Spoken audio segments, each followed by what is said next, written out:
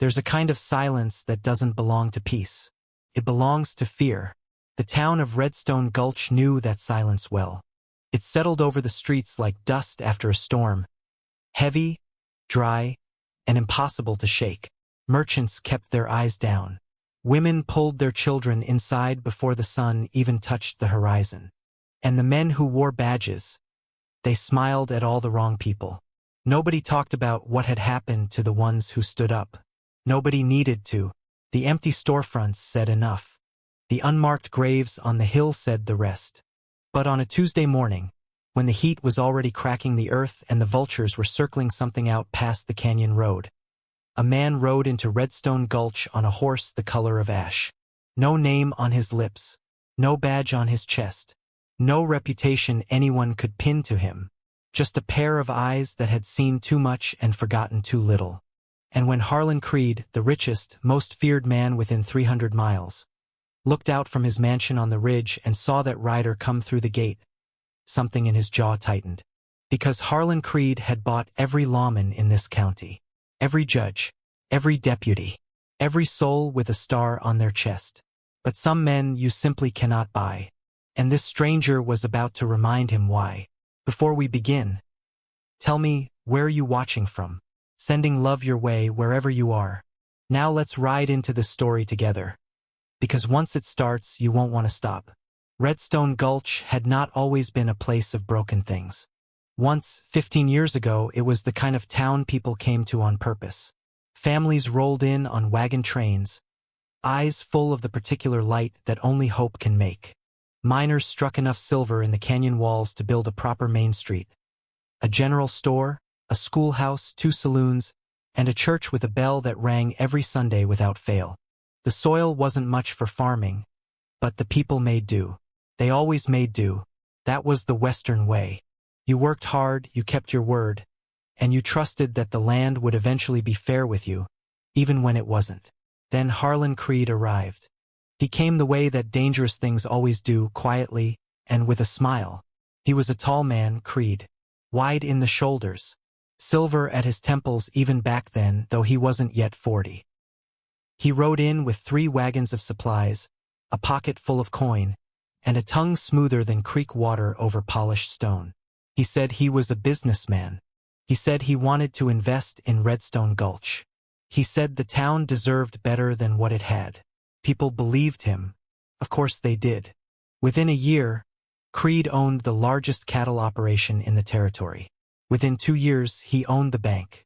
Within 5, he owned the land most of those original families had staked their lives on, bought through debt traps so complicated that even the men who fell into them didn't understand what had happened until the papers were signed and the sheriff was standing at their door. That sheriff's name was Dale Pittock. Once upon a time, Dale Pittock had been a decent man, a war veteran, a man who'd come home from the fighting with a slight shake in his left hand and a profound desire to do something that mattered. He'd pinned on the badge of Redstone Gulch with genuine pride. But pride, it turns out, has a price, and Creed was very good at finding it. By the time our story begins, Dale Pittock had 5 deputies, all of them on Creed's payroll. He had a house twice the size of any other on his street. He had new boots every season and whiskey that didn't come from the general store. He had all the things that comfort a man into forgetting what he used to be. And what he used to be was a protector. Now he was something else. Something that kept his gaze pointed at the floor when Creed's ranch hands roughed up a farmer for being 3 weeks behind on a lease. Something that looked the other way when a man named Elias Cord, who had tried to ride to the county seat and report Creed to the territorial authority, came back over his horse, face down, with 2 bullets in his back. They called it a robbery. Nobody believed it. Nobody said so. That was the silence. It lived in the space between what everyone knew and what no one dared say aloud.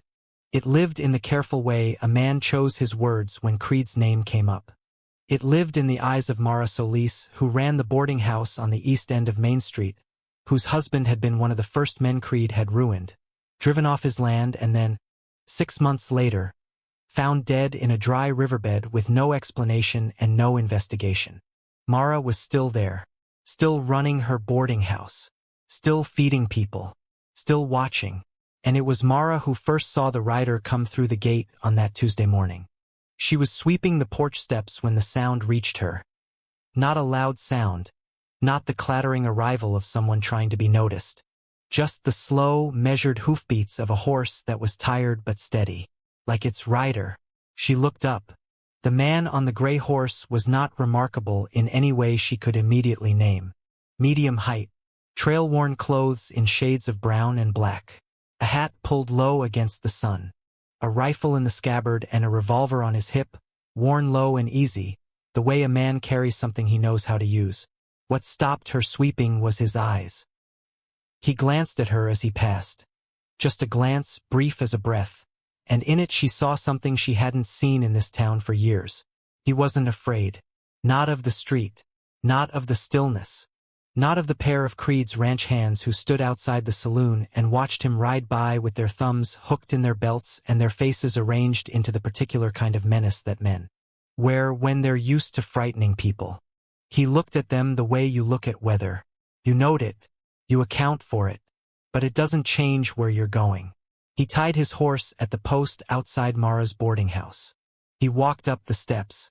He said, quietly and without introduction, "You got a room?" Mara looked at him for a long moment. Then she stepped aside and held the door open. She didn't ask his name. He didn't offer it. And somewhere up on the ridge, in the big house with the white columns and the view of the whole valley, Harlan Creed set down his morning coffee and told his man Renner to find out who that rider was. Renner came back an hour later with nothing. The stranger had no name anyone in town could find. No past anyone could trace. No reason anyone could see for being in Redstone Gulch. Which, as any man with sense knows, is the most dangerous kind of reason of all. The stranger ate alone that first evening. Mara brought him salt pork, cornbread, and a tin cup of black coffee, and he thanked her in a voice so quiet it was almost more felt than heard. He sat by the window, not for the view, there wasn't much of one, but for the sight line. He could see the full length of Main Street from there, and he watched it the way a man reads a book he's already read before, looking not for new information, but for confirmation of what he already suspects. He watched the ranch hands do their rounds. There were 6 of them visible, rotating in pairs. Too many for a cattle operation. The right number for an occupation. He watched the sheriff's office. In the 2 hours he sat at that table, he saw Dale Pittock emerge once, stand on the boardwalk long enough to light a cigarillo, look toward the boarding house and then go back inside. That look wasn't curiosity. It was report-making. Pittock was already watching him on Creed's instruction. The stranger noted all of this. He said nothing. He finished his food and left a coin on the table that was more than the meal was worth. The next morning he walked the town. He did it slowly, the way a man walks when he wants people to see him looking, wants them to know he's paying attention. He stopped at the general store and bought a small bag of tobacco he didn't smoke. He stopped at the dry goods counter and asked about prices for fencing wire, which he had no intention of purchasing. He stood in the street for a long time looking at the empty building that used to be the assayer's office, its windows boarded, its sign half fallen. An old man was sitting in a chair outside the barber shop. He was perhaps 70, with hands like knotted rope and eyes that had retained a clarity his body seemed to be abandoning. The stranger stopped in front of him. "How long's that been empty?" he asked, nodding at the assayer's office. The old man squinted. 3 years, give or take. What happened to it? A long pause. The old man looked up the street, then down. A reflex, automatic, the habit of a man who had learned that some questions have costs. "Owner moved on," he said carefully. "Moved on," the stranger repeated, like he was tasting the words. "That happen a lot around here?" The old man looked at him directly then. Really looked. Something passed across his weathered face. Some calculation, some weighing of odds. Then, very softly, "Son, if you're thinking about staying in this town, you ought to think again." "Why's that?" "Because this town has a way of wearing men down. One way or another." The stranger nodded slowly. "Appreciate the counsel." He moved on. But the old man watched him go with something in his eyes that hadn't been there a moment before. It might have been hope. It might have been grief. In Redstone Gulch, those two things had gotten so tangled together over the years it was hard to tell them apart anymore. It was mid-afternoon when Creed's man found him. His name was Renner, a lean, angular man who wore his cruelty like a second coat. He'd been with Creed since before Redstone Gulch. He was the one who delivered the messages that didn't get written down. The one who handled the things Creed wanted handled without involving the sheriff. He came up behind the stranger on the empty stretch between the livery and the feed barn, and when the stranger turned, smoothly without urgency, Renner was already close. That was the point. To make a man feel how close he was. To make him feel surrounded before he saw the two men who had come around from the other side. "Mr. Creed wants to know your business," Renner said. The stranger looked at him with that same level quality. No tightening of the jaw. No shift in the eyes. "My business is my own," he said simply. "In this town," Renner said. "Mr. Creed's curious about everything." "Then tell Mr. Creed to work on his patience." Renner's eyes went cold in the specific way that comes right before violence. His hand moved toward his hip and then it stopped. Because the stranger's hand was already there. Not drawing. Not threatening. Just resting on the grip of his revolver with a stillness that somehow communicated more than a drawn weapon would have. "Not yet," the stranger said. Quiet. Final. Renner stared at him. The two men behind held their position. Then Renner stepped back. Just slightly. But it was enough. "This ain't over," he said. "No," the stranger agreed. "It isn't." He turned and walked back toward the boarding house. Behind him, Renner stood in the dirt watching him go, and for the first time in a very long time, Renner felt something he didn't have a comfortable name for. He told himself it was irritation, but it felt too much like unease to be anything that small. That night, back at the boarding house, Mara found an excuse to bring extra firewood to the room near the strangers. She wasn't spying. She was listening. Listening for something she couldn't explain the need for. What she heard was nothing. Silence. And then, barely audible through the thin wall between rooms, the sound of paper unfolding. She pressed her ear closer. The rustle of papers. Then silence again. Then the soft, careful scratch of a pencil. He was writing something down. Or reading something. Something he'd brought with him. And whatever it was, she was suddenly certain it was the reason he'd come to Redstone Gulch at all. His name, the stranger's name, had been Thomas Ord. Had been, past tense.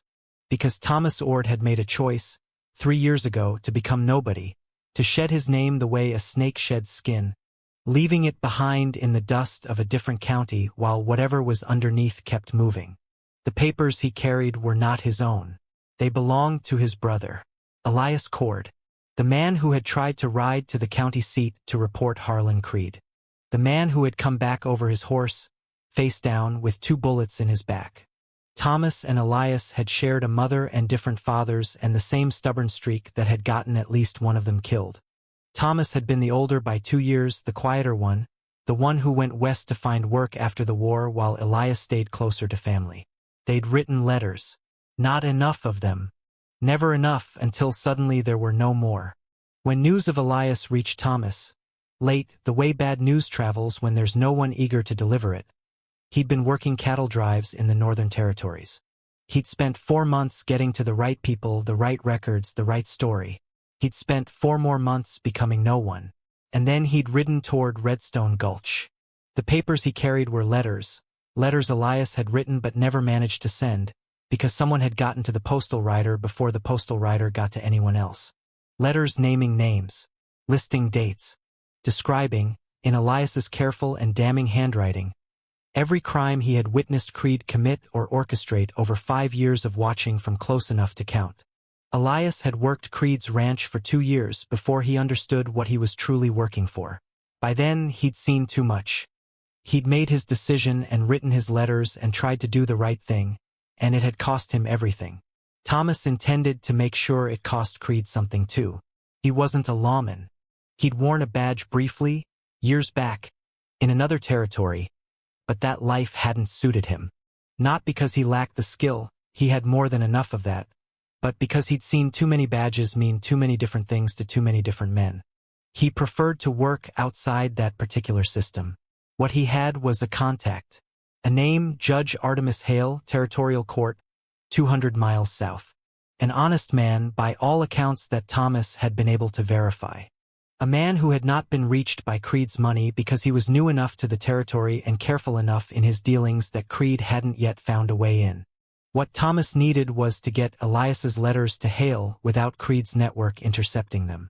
And he needed something more, a witness.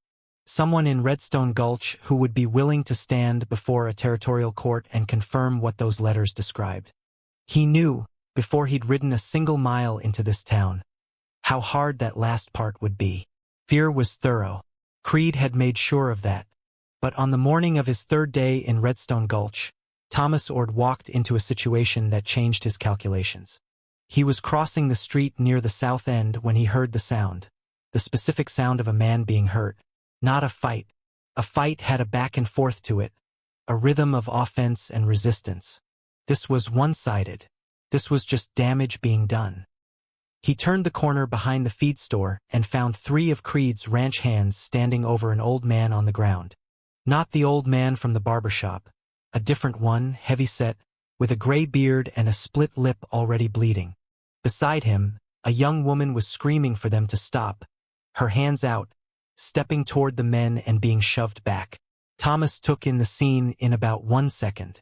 The ranch hand doing the hitting was a big man, red-faced, breathing hard. Creed says the payment was due last week. He was saying, not really to the man on the ground, more to himself, more to the pleasure of saying it. Thomas said, "That's enough." 3 heads turned. The red-faced man looked him up and down. "Keep walking, stranger." "I've been told that before," Thomas said.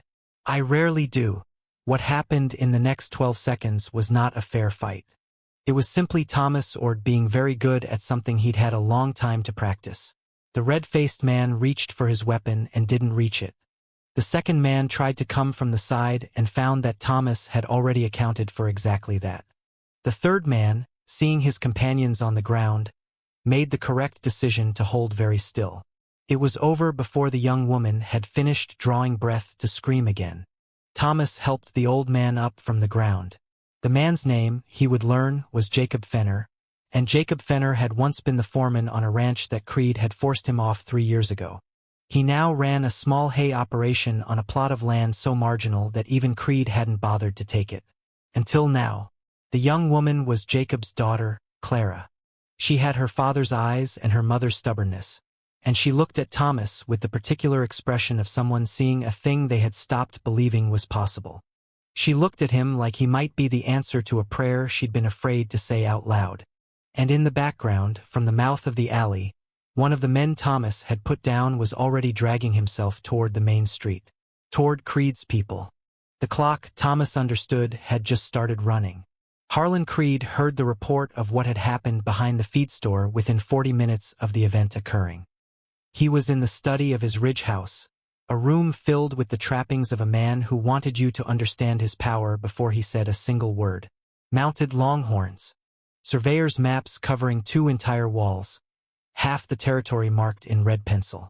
A desk of dark imported wood that had cost more than most families in Redstone Gulch made in a year. He listened to Renner's account without interrupting. Then he was quiet for a moment that lasted exactly long enough to be uncomfortable. 3 men, Creed said finally. "Yes, sir." He put down 3 men. "Yes, sir." Creed turned to face the window. From here, on a clear day, you could see the whole of the valley. Every ranch, every road, every rooftop. It was his favorite view for a reason. And nobody knows who he is. We've wired 3 towns.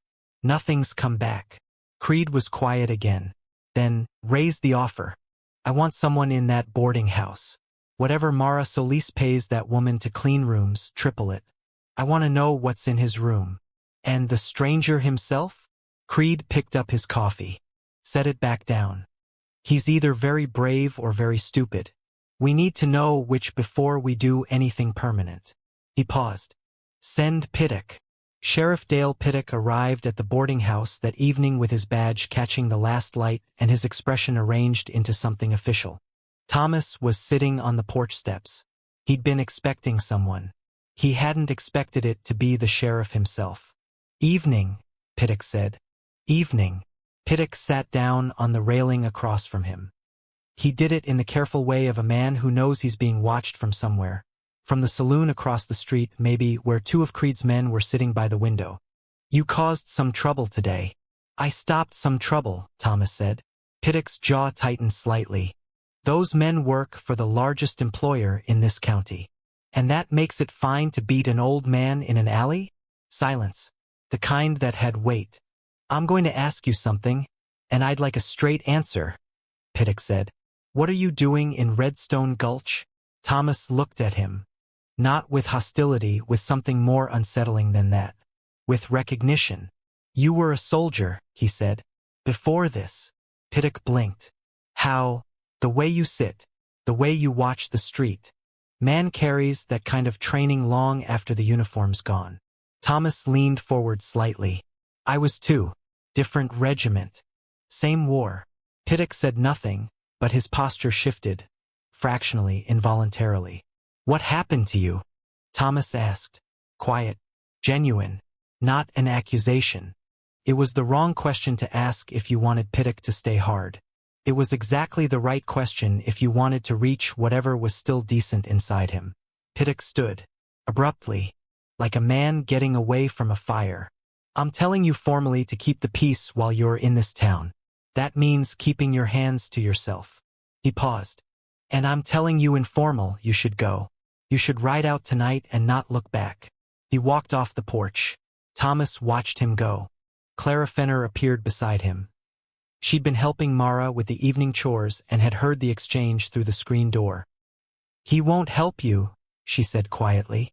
"Maybe not," Thomas said. She sat down on the step beside him. She was quiet for a moment. Then, "My father wants to talk to you. Tonight, if you're willing." Thomas nodded slowly. That night, in the back room of Jacob Fenner's small operation, with a lantern turned low and the windows shuttered, Thomas listened to Jacob speak for 2 hours. About what he'd seen. About what he knew. About the names of the men Creed had destroyed, and the dates and the circumstances. It matched Elias's letters almost exactly. When Jacob was done, he looked at Thomas with tired, steady eyes. "I'll testify," he said. "If there's a real court to testify to. I'm old and I'm already broken. There's not that much left for Creed to take from me." "He could take your life," Thomas said, bluntly, because the man deserved honesty. Jacob nodded. "He could. But I watched your brother get killed for trying to do right. And I didn't speak up then, and it's weighed on me every day since." He met Thomas's eyes. "I'll testify." Thomas put out his hand. Jacob took it. But in the morning, Jacob Fenner's barn was on fire. And Clara was missing. The barn went up fast, the way old Dry wood always does. Like it had been waiting its whole life for an excuse.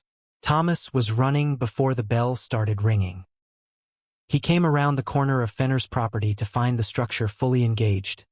A column of orange fire reaching toward a sky just beginning to lighten at the edges with pre-dawn gray. Jacob was outside. Already, in his nightclothes, standing with his arms at his sides and his face lit by the burning in a way that made him look ancient and hollowed out. "Clara," Thomas said. Not a question. A door opening on the worst possibility. "She's not in the house," Jacob said. His voice was the voice of a man holding himself together through the specific strength of absolute necessity. "She went to check on the horses at midnight. She does that sometimes." Thomas was already moving toward the barn. 3 men pulled him back. Neighbors.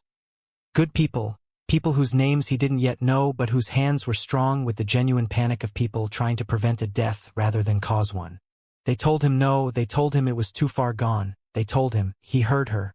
Through the roar of it, through the dense and greedy crackling of the fire eating the old boards, he heard something. A sound between a cough and a cry, coming from the east wall of the barn, the side farthest from the main door. Thomas broke from the hands holding him and went around. There was a small window there, shuttered from outside. He had the shutter open in 2 seconds and he was reaching through the smoke that poured out like a living thing. Black, acrid, purposeful, and his hand found an arm and he pulled. Clara came through the window gasping, her face streaked with soot, her hair singed at the edges. She collapsed against him and he held her up and walked her away from the heat, away from the roaring, into the cool morning air where Jacob was suddenly there, taking her from him, folding her against his chest. She'd been locked in. Thomas found the latch on the shutter afterward, a simple piece of wood wedged through from the outside. Someone had locked her in that burning barn and walked away.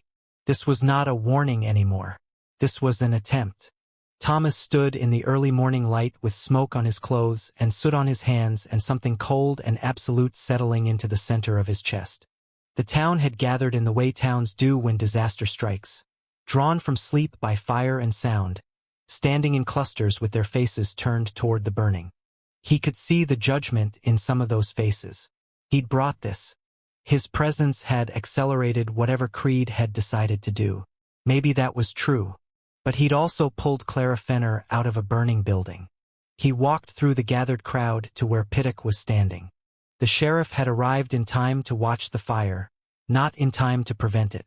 He was in his full uniform. His deputies flanked him.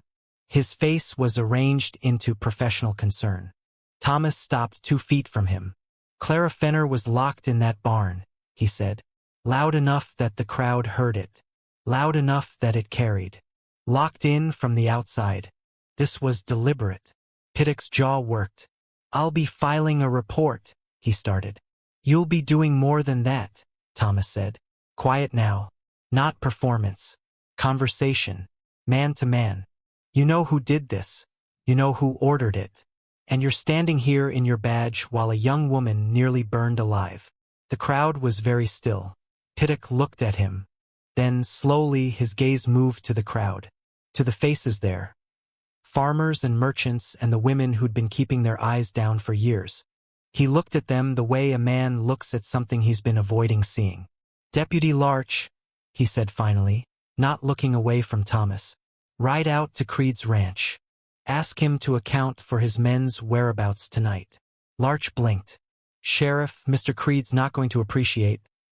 Do it, Pittock said. It wasn't much. It wasn't enough.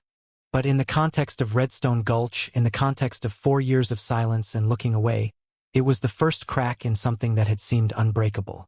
Thomas said nothing more to Pittock. He went back to the boarding house. He sat at the window table. He took out Elias's letters and he read them again, slowly, from the beginning. Then he took out a fresh sheet of paper and began writing his own. Addressed to Judge Artemis Hale, 200 miles south. Detailed. Specific.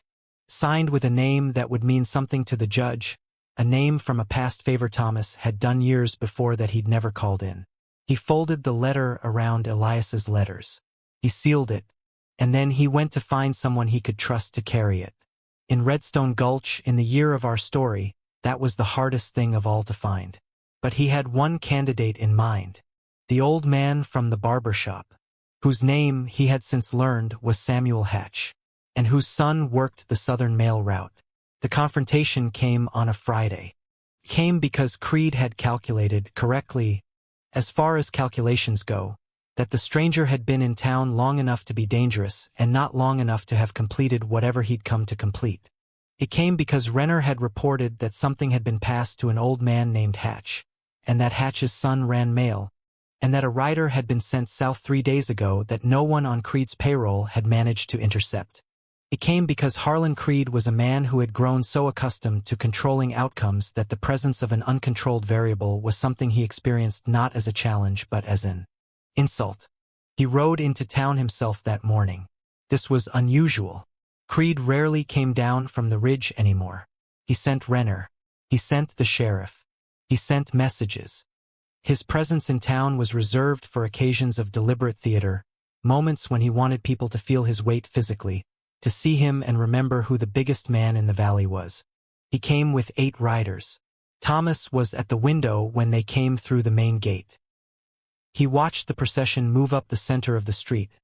Creed in front, straight-backed and immaculate in a black coat, his silver hair catching the morning light. 8 men fanned out behind him in the practiced formation of people who'd done this before.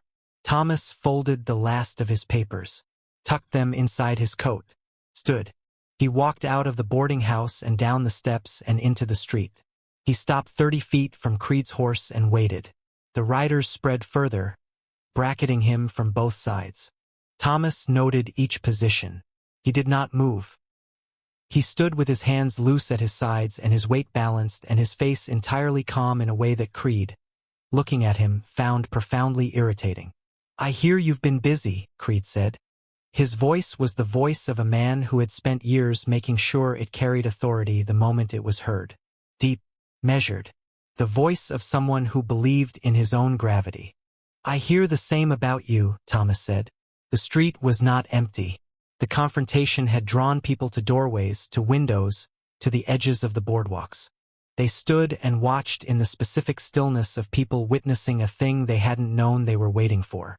"I'm going to give you one opportunity," Creed said. "Ride out. Whatever you think you're doing here, stop. Ride out, and I'll consider the events of this week a misunderstanding." "What happened to Elias Cord wasn't a misunderstanding," Thomas said. Something flickered across Creed's face. Recognition. And beneath it, the specific look of a man recalibrating. "I don't know that name," Creed said. "You know it," Thomas said. "And in about 10 days, a federal judge named Artemis Hale is going to know it too, along with every other name in my brother's letters." He paused. "My brother wrote things down carefully, Mr. Creed. He always was the thorough one." The silence that followed was the deepest Redstone Gulch had been in years. Renner moved first. He came from Thomas's left, his weapon already clearing leather, and he was fast, genuinely fast, the kind of fast that had ended arguments definitively for a decade. Thomas was faster. The shot cracked the morning air like a whip. Renner's gun hit the dirt. Renner hit the dirt a half-second later, clutching his arm, alive but finished. 2 of the 8 riders went for their weapons. Neither of them completed the motion, because Sheriff Dale Pittock stepped out of the door of his office with a shotgun, and his 5 deputies stepped out behind him, but not beside him. They stepped away from him. 3 of them, the ones Creed had purchased most thoroughly, moved to the side of the street. 2 of them, younger men, newer to their badges and perhaps less thoroughly corrupted, moved to stand beside Pittock. 3 men and a shotgun. And then Jacob Fenner walked out of the alley beside the feed store with an old rifle. And 2 of the merchants came out of their shops. And the young woman who ran the laundry emerged from across the street with nothing in her hands but her presence. And Samuel Hatch walked out of the barbershop and stood on the boardwalk in his old man's way, watching Creed with eyes that had retained everything. And one by one, like something waking up that had been asleep for a very long time, the people of Redstone Gulch filled the street. Not with weapons mostly, with themselves. With the simple, catastrophic, irreversible act of being visible. Creed looked at them. He looked at all of it. The street full of people who were no longer keeping their eyes down, the sheriff with a shotgun and a new alignment, the stranger who had put Renner on the ground without taking a backward step. He was a man who bought things. Silence, compliance, safety, power. He did not know, in this moment, how to buy what he was looking at. "This isn't finished," he said. "No," Thomas agreed. "It'll finish in a federal court, 200 miles south, with a judge who hasn't met you yet." He paused. "I suggest you think carefully about your next move." Creed's horse shifted beneath him. His jaw was tight. His eyes moved across the crowd. Then he turned his horse. He rode back up the street with his 8 men behind him, minus Renner, who was being helped off the ground by no one who worked for Creed, and through the gate and up toward the ridge. He did not look back. But Thomas watched him go. And Thomas knew it wasn't over. It never was in places like this, but it had begun. And beginnings, in the right hands, have a way of finishing what needs finishing. Judge Artemis Hale arrived in Redstone Gulch 23 days later with 2 federal marshals, a court reporter, and the kind of quiet authority that doesn't need 8 riders behind it to make itself felt. The trial took 11 days. Jacob Fenner testified for 4 hours. His voice shook in the beginning and steadied as he went. Clara sat in the front row and watched her father stand upright in a way she hadn't seen in years. Samuel Hatch testified. So did Mara Solis. So did 3 other men and 2 women who had been waiting, in their various private silences, for exactly this moment. Dale Piddock testified too. Cost him. It cost him the protection Creed had provided. It cost him the house and the boots and the good whiskey. But he stood at that witness stand in the church they'd converted into a temporary courthouse, and he said what he knew, and when he was done, he unpinned his badge and set it quietly on the table because he felt, for the first time in a long time, that the gesture meant something. Harlan Creed was convicted on 7 counts. The marshals rode him out of the territory on a Tuesday, which felt appropriate, since that was the same day of the week the stranger had ridden in. Renner's arm healed. He took a deal for testimony and a shorter sentence and told himself it was just practical. Thomas Ord, who some in town now knew by that name and some still called the stranger, which he didn't mind, stayed long enough to see the verdict delivered. Long enough to see the look on Jacob Fenner's face when the judge said the word guilty in a voice that filled every corner of that church. He stayed long enough to visit the hill above town, where there was a marker for his brother.